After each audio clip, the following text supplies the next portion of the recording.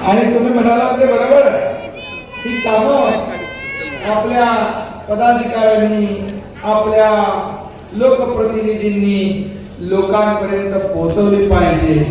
ते तुमच्या म्हणण्याला मला पूर्ण समर्थन आणि पाठिंबा आहे. कारण आतापर्यंतच्या इतिहासामध्ये कधी एवढी काम झाली नाही.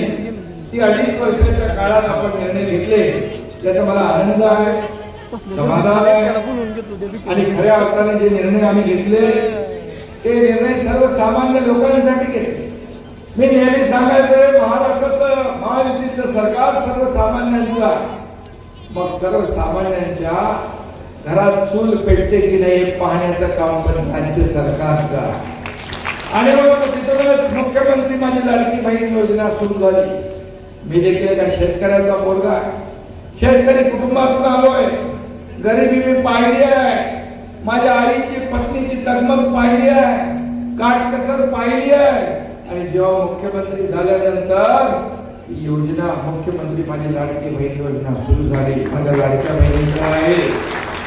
अनेक लोकांनी विरोध केला, परंतु त्या सगळ्या विरोधाला न जुमानता योजना सुरू झाली. आणि मी आपल्याला सांगतो, मुख्यमंत्री माझी लाडकी बहीण योजना कुणी माईकाला आला तरी कधीही बंद होणार नाही. लेक लाडकी लखपती योजना, पीक विमा योजना, तुम्हाला मी सांगतो, एक मुलीने आत्महत्या केली कारण ती इंजिनिअरिंगचं शिक्षण घेत होती.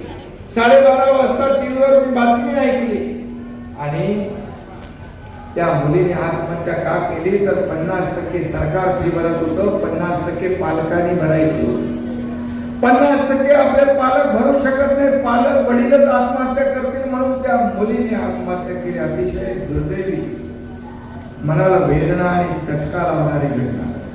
त्याच रात्री निर्णय घेतला आणि येणाऱ्या कॅबिनेट मध्ये आम्ही 50%